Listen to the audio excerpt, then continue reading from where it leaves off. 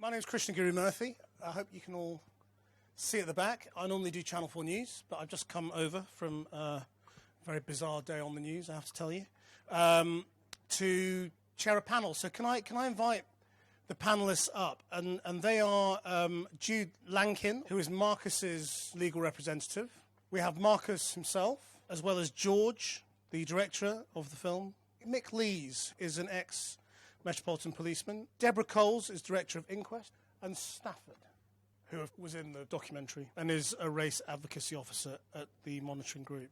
So, I mean, Marcus, let me begin with you and talk to you first of all about the process of making the film. How did George approach you and ask you to do this? Yeah, I was working one day in Hammersmith Hospital, and he came down there on his little racer bike.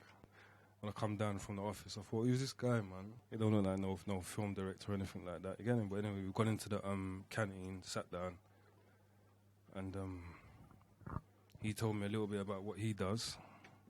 I told him a little bit about what I wanted to do initially, but he said he doesn't really make films, he makes documentaries. And asked me what happened that day. So I kind of got emotional. I started explaining that obviously Mark had been shot. He'd been put in the media that he was in a shooter, all this stuff, and the reason why I wanted to do the film. And then he kind of explained that there's enough drama in what I'm saying to obviously film. Well, did you trust him? Not really, not at the beginning. Not at the beginning. And there was times, when I thought to myself, I wonder if this guy's undercover, man, and he's just trying to find out some information, and you feel me? But over a period of time, man, you get me, like, he stayed around, man. What did you think of Marcus and Kurtis when you met them? I've done quite a lot of television programs.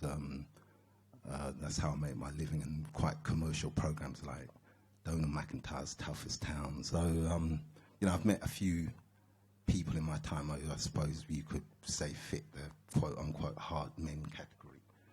But when I met Marcus and Kurtis, what I noticed was they didn't try and give me their hard men CV kind of thing immediately and all that.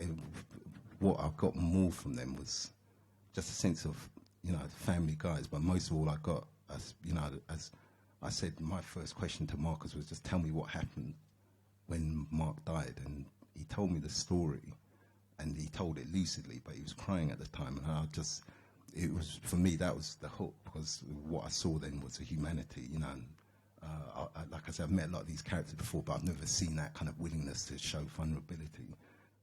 Stafford, let me bring you in. What do you think this film has achieved? I hope that this film lets people know that there is a history behind this, that many of these young people are born into environments and born into a situation that was not of their making, not of their creating.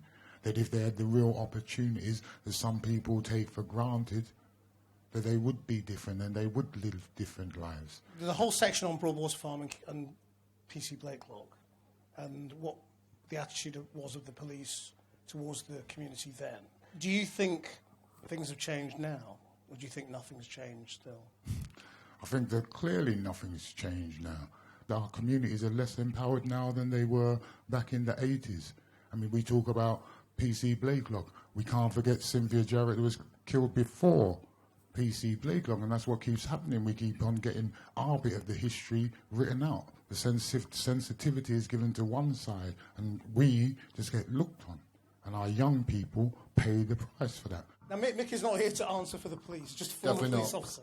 And what do you think of that analysis? We all live life through our perceptions.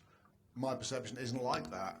I did most of my time as a sergeant or inspector. If I had seen anyone, the sort of behaviour that Staff has just described, they would be disciplined and they'd probably lose their job. So that isn't because that's the way I dealt with things. That isn't my perception.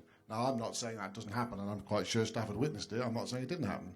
And clearly those officers should be dealt with. So we all live in the worlds that we have lived in. George came along to see me, and some people, quite like my police colleagues, said, why are you helping him? Because I think they suspected it might be quite an anti-police film. I spoke to George, and I'd never thought it was going to be like that. And I think it's important people see this film for what it's actually like. absolute respect for Kurtis, who did absolutely everything he could to get a job, tried various different jobs, and it shows how difficult it is.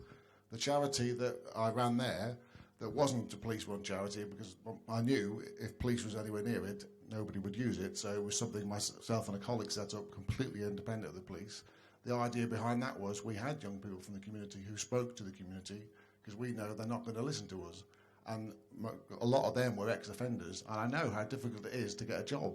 I know they told me, same as Kurtis said, £500 to £1,000 a day they could make illegally, but they all chose to stop that and try and live on the straight and narrow, but it really isn't very easy. So I think the film is a really good portrayal of actually how difficult it is on the streets of North London. Clearly there are major issues with what the community think about working with the police.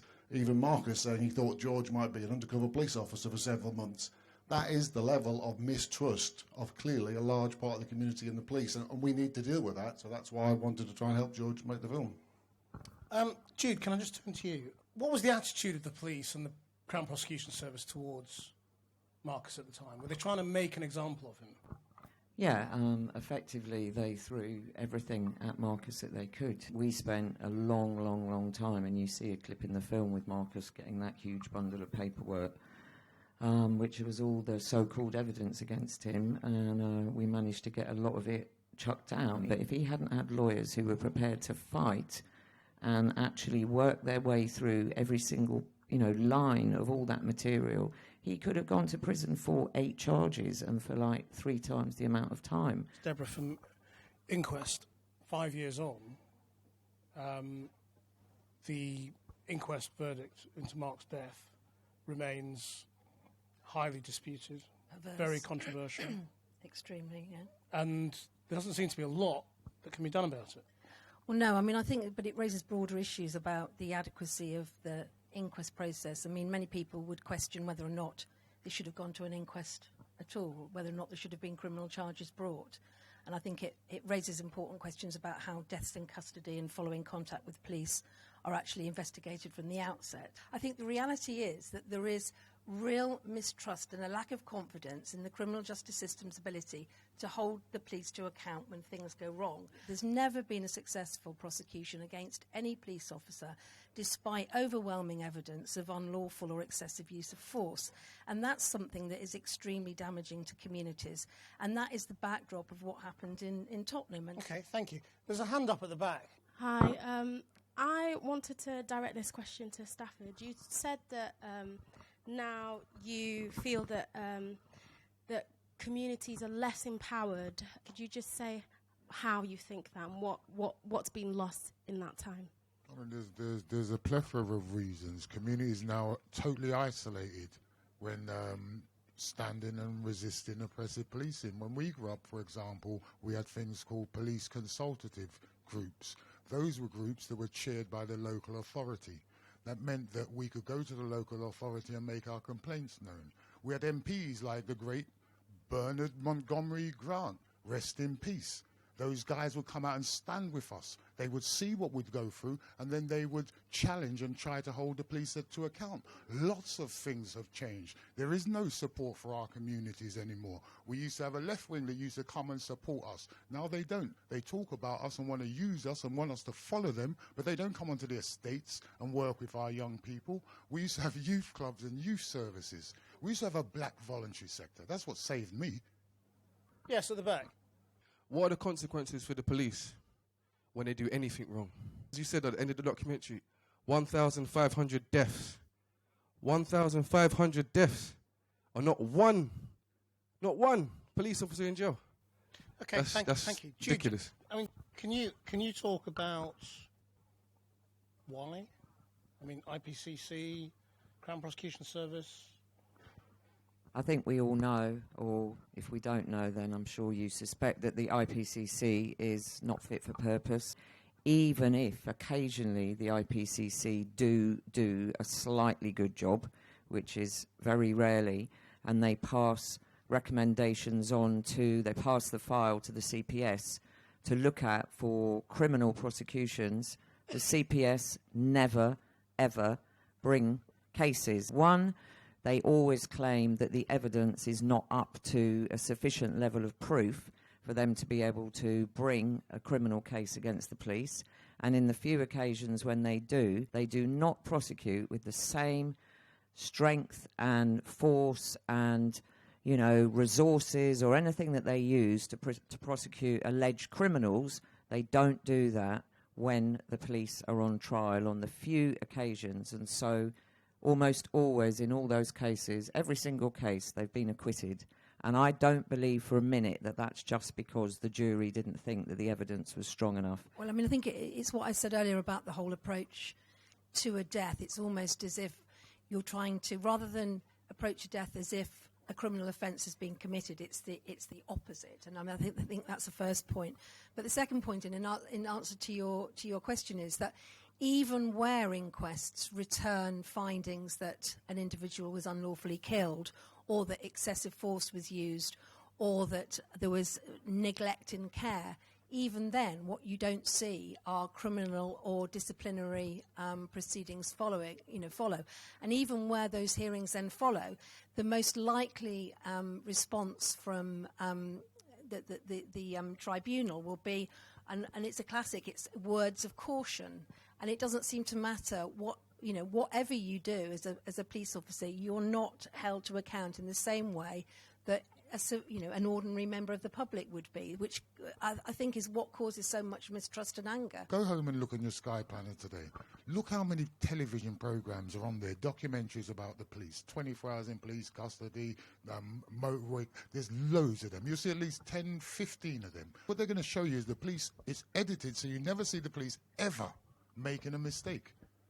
When we get into an inquest jury, they bring in an inquest jury of people who have no real relationship or no real contact with the police. And then the bar is set fantastically high, because then they're allowed to say, well, actually, I had an honestly held belief. How do you challenge what someone believes? So in Duggan's case, V53, the shooter, he told us fantastic stories, freeze frame moment, I'll never forget it. He turned, he did this, he did that. And when we caught him in little traps, he said, I had an honestly held belief.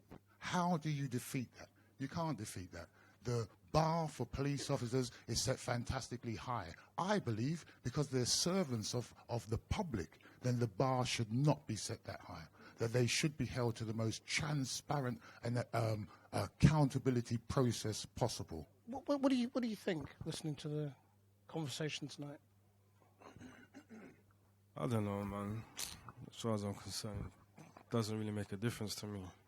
You get me? I'm still going to leave it, and we're still going to go through what we're going to go through, innit? It doesn't really make a difference. But what are you doing now? I mean, I think what would make a difference if more guys like me from the roads get involved in the community and try and make that change, and work closely within the Haringey community.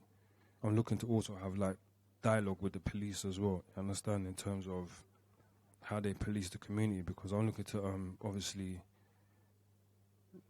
I don't know, like, divert some of these youngsters from the way they live in Tottenham. So obviously, if us as people from the community are willing to try and make that change with our people, they have to be willing to make some sort of change in the way they police the community. Like, you can't work one side. You understand? We're willing to change, come off the street corners. Are you hopeful right now? I mean, I was talking to Stafford earlier on. I mean, tonight the police have issued new figures that in the wake of the Brexit vote, racial incident reporting has gone up. I think it's fivefold.